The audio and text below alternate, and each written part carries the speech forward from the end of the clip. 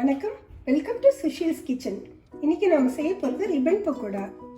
இது ரொம்ப சட்டுன்னு செய்திடலாம். ஈவினிங் ஸ்நாக்காக வேணும்னா கொஞ்சமாக மாவு பிசைஞ்சு ஒரு 10 நிமிஷத்தில் செய்திடலாம். டைம் இருந்தால் அதிகமாக செஞ்சு வச்சுக்கலாம், கெட்டு போகாது. வேண்டிய போது எடுத்து கொடுக்கலாம். பண்டிகை காலங்களில் இது ஒரு ஐட்டமாக செய்யலாம். இது செய்ய ரொம்ப மெனக்கிட வேண்டிய அவசியம் இல்லை. வாங்க ஆரம்பிக்கலாம்.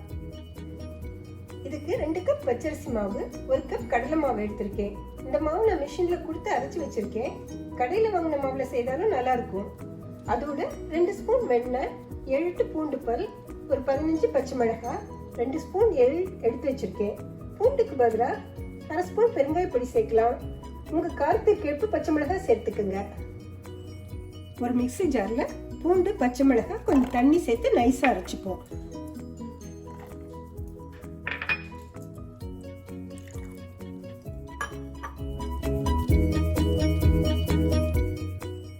இப்படி நைஸாக அரைச்சிக்கோங்க. அப்பதான் அச்சில் பிழியல சிக்காம நல்லா வரும். ஒரு பாத்திரத்தில் இந்த அரிசி மாவு, கடலை மாவு,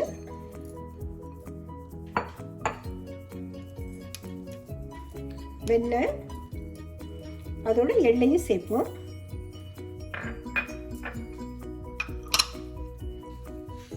தேவையான உப்பு சேர்ப்போம்.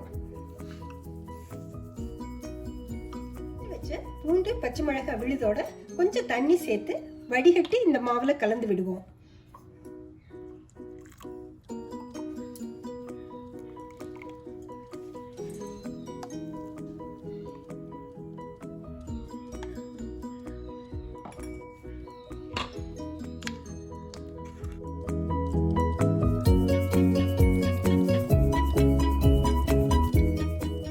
வெண்ணெய் நல்லா மாவுல கலந்து வர மாதிரி பெசரி விடுவோம்.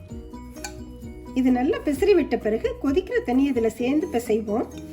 கொதிக்கிற தண்ணி சேர்த்தாக்க மாவு ஓரளவு வெந்துடும். எண்ணெயில் போட்டு புழிஞ்சு எடுக்கையில் நல்ல கலராக வரும், சிவந்து போகாது.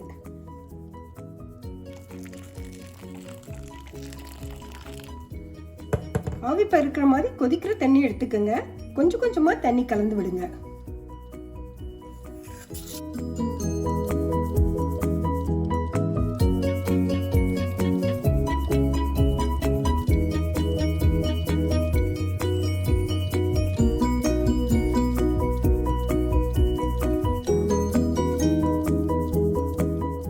இந்த ஸ்டேஜில் உப்பு காரெல்லாம் செக் பண்ணிக்கோங்க. தேவைப்பட்டால் கொஞ்சம் சேர்த்துக்கோங்க.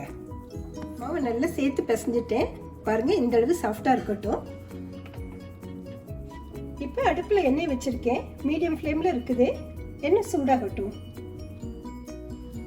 ரிப்பன் பக்கோடா புளியறதுக்கு முறுக்கு அச்சில் 2 கோடு உள்ள தட்டை எடுத்திருக்கேன்.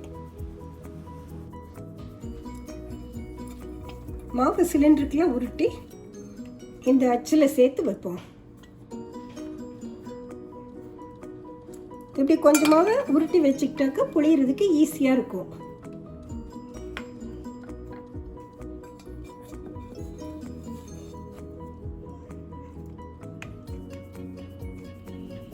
என்ன சூடாயிடுச்சா பார்ப்போம். கொஞ்சோண்டு மாவு போடுறேன் பாருங்க. உடனே மேலே வருது. சூடாயிடுச்சு. இப்போ நேரம் புளிஞ்சு விட்டுடலாம்.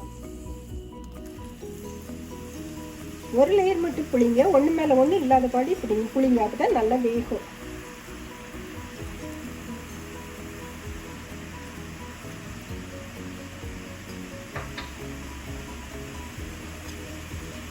கொஞ்சம் வேகட்டும். வெந்தோடனே திருப்பி விடலாம்.